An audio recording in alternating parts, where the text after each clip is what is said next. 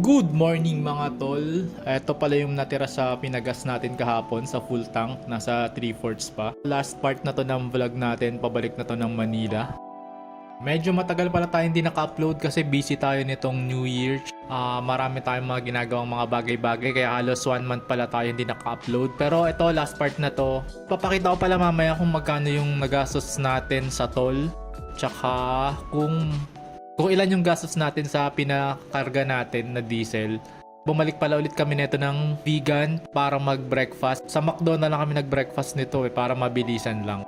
Kasi after nito pupunta pa kami ng palengke ng vegan para bumili ng pasalubong ng bagnet tsaka vegan longganisa.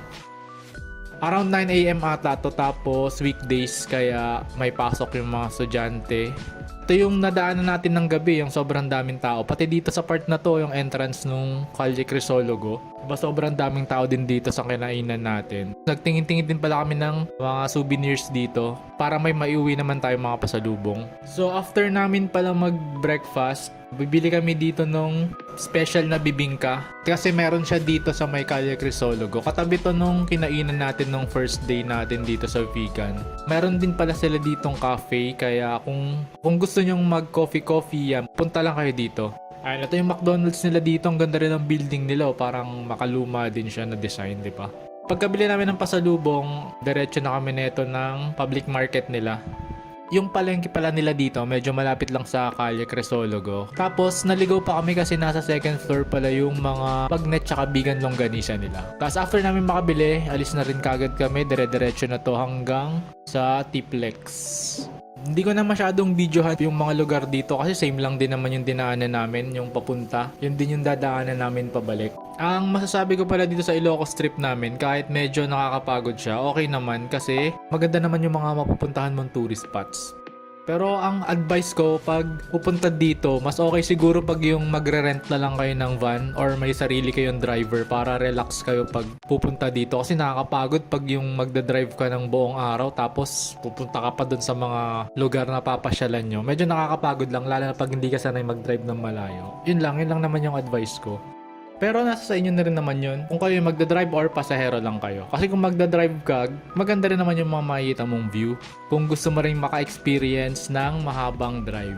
Yung next vlog siguro namin, di ko pa alam kung ano. Abangan nyo na lang dito sa channel. Tapos, kung hindi pa pala kayo nakapag-subscribe sa channel ko, click nyo na lang yung subscribe. Or kung ayaw nyo naman yung simpleng like lang, okay na sa akin. Yung malaking tulong na sa akin yun.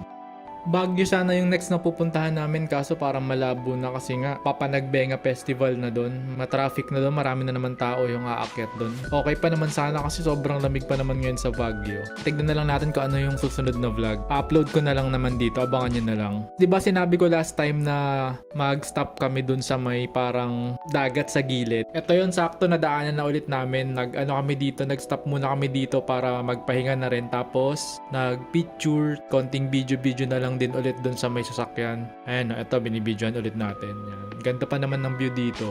Ganda kasi nasaktong clear skies. Kung ganito sana sa Patapat, edi ang ganda sana dun. Kaso nga, malas kasi nag-uulan-ulan nung nagpunta tayo. Di bale, next time siguro na balik natin. Hopefully, maganda na yung weather. Tingnan mo, ang ganda ng view. Di ba? Kulay blue yung dagat, tapos kulay blue yung sky. Saglit lang din naman kami. Siguro nasa 10 minutes, 15 minutes lang. Dumiretso na ulit kami. Advice ko lang din pala dun sa mga nag-long travel papunta dito sa north. Pag mag-CCR kayo, pwede kayong mag-stop dun sa may gasoline station na Centrum. Kasi sobrang dami nilang station sa bawat bayan na madadaanan mo. Tapos malinis pa yung CR nila. Tsaka madami pa yung mga cubicle sa CR nila. Hindi katulad sa ibang mga gas station kasi iisa lang katulad nung Shell or Petron minsan isa lang yung cubicle. Tapos nakalak pa minsan, hihingin mo pa yung susi dun sa gasoline boy. Nandito na pala tayo sa may Candon. Ayan, madadaanan ulit natin yung arko yan. Ito na ako, malapit na.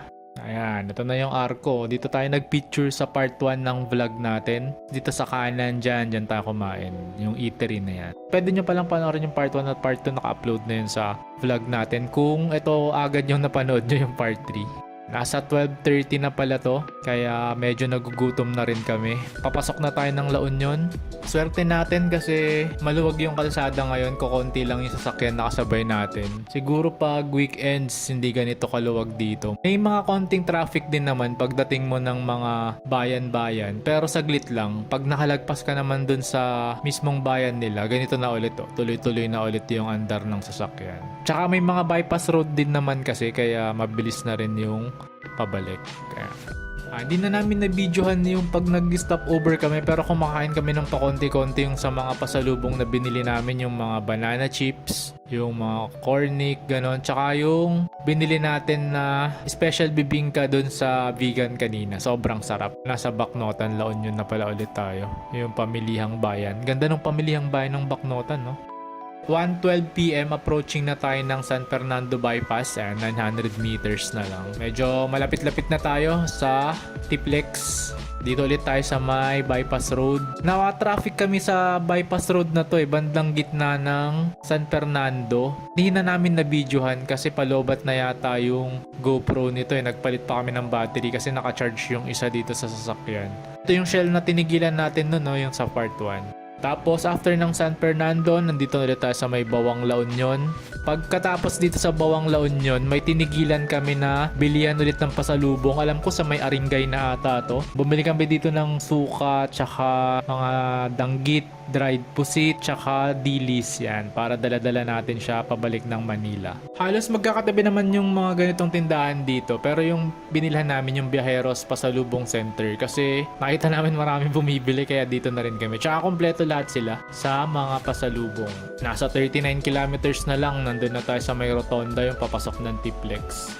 Nag-stop over kami ulit sa Centrum. Siguro pangatlo na ata namin to, pangalawa na bathroom break. Mag-stop over kayo sa mga gasoline station, sa Centrum na lang kayo kasi sure na malinis yun. Doon pala sa pasalubong, ang maganda doon, binabalot pala nila sa plastic. Dinodoble nila ng balot na kasi alam nila 'di ba mangangamoy siya sa loob ng sasakyan. Kaya okay lang na bumili ng mga ganong klaseng pasalubong. Nung pabalik na pala kami ng Rosario, mayroon kaming nadaanan dito na bypass road. Yung kasi yung nakaturo sa Google Maps eh. Pero dapat pala hindi namin yun sinundan kasi napalayo pa kami, tapos may part doon sa may bandang dulo yung medyo masikip na yung ano niya, yung kalsada, tapos rough road na siya, hindi na siya sementado. Kaya kung nakasedan kayo or naka-lowered yung sasakyan nyo, wag nyong idadaan dito. Ang labas nyo dito sa may arko ng La Union, yung boundary ng Pangasinan tsaka La Union, tapos kakaliwa kayo. Bali ang mangyayari, babalik kayo doon papunta sa dulo ng Tiplex. Ito yung 'di ba yung town proper ng Rosario. Tapos dito sa kaliwa, dito tayo. Yung kanan kasi yung packet na ng Baguio, Pacquiao Road na yan. Dito tayo sa kaliwa, dire-diretso lang tayo. Nag-stop over din pala tayo ulit dito kasi kumain tayo. Nagugutom na kasi kami nito. Nasa 3:30 na ata to, past 3 PM. Dito na kami sa may Shakey's kumain. Nagpahinga na lang din konti. After nun, dumiretso na rin ulit kami kasi maghahapon na eh. Para naman hindi ganun ka-late pag makarating kami ng Manila. Papasok na tayo ulit dito sa may Tiplex. Ayun, bali dun sa next vlog nga, nagbabalak din kaming magpa-graphene coating. Hindi ko alam kung mauuna yon. Pero baka siguro ang gagawin namin yung malapit na lang muna. Either Subic or Bataan. Tignan ko na lang kung ano yung susunod na vlog namin. Malalaman nyo na lang naman eh. Upload ko na lang dito.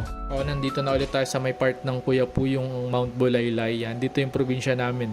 Sobrang lawak ng taniman kasi dito sa may part ng Nueva Ecija. Ang tinatanim dyan madalas rice tsaka onion. Nag-gas up din pala ulit kami dito sa may kilometer 134 na Petron. Ayan yung natira sa natin, sa gas natin, na siya, 1/4 na lang siya. 1.3 lang yung pinagas natin dito, 23 liters. Yeah. Maggagabi na rin dito. Nagpahinga din kami dito, saglit.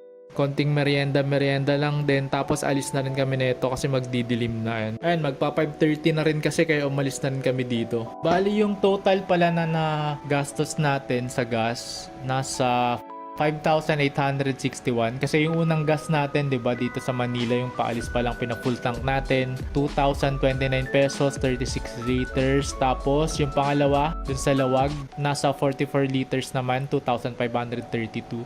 Tapos last nga ito yung dito sa Petron na kilometer 134 1,300 na 26 liters. Sa toll gate naman yung nagastos namin simula sa Balintawak hanggang sa may dulo ng SCTEX sa Tarlac. Ngayon kasi nagmahal na yung toll kaya ito na yung lalagay ko. Yung recent na toll fee na ngayon. Simula Balintawak hanggang sa Tarlac, yung NLEX tsaka SCTEX 670 bali times 2 siya. Pagpabalik ka ng Manila nasa 1,340. Simula naman sa start ng Tiplex hanggang sa dulo sa Rosario 311. So pag back and forth na pabalik ng Manila nasa 622. Total niya is 1,962 lahat-lahat. So sabihin na lang natin 2,000. Back and forth na yan sa Manila.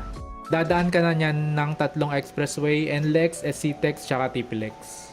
Sa sa hotel na pinagstayhan namin kasi naka 3 days and 2 nights kami.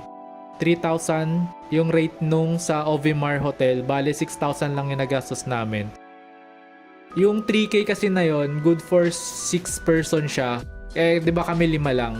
Meron din silang mga mas murang rooms kung 2 lang kayo or 3 lang kayo. Mas mura siya. Siguro nasa around 1,500 lang, ganun. Pagdating naman sa pagkain, iba-iba naman kasi nang nagagastos sa pagkain. Sabi mo na lang per meal ang ano mo sa isang tao na sa 200 to 300. Or depende kung saan kayo kakain. Kung pwedeng maging mas mahal pa yon or pwedeng mas mapamura pa yon. So ayun lang naman, yan lang yung gastos namin sa Ilocos trip namin.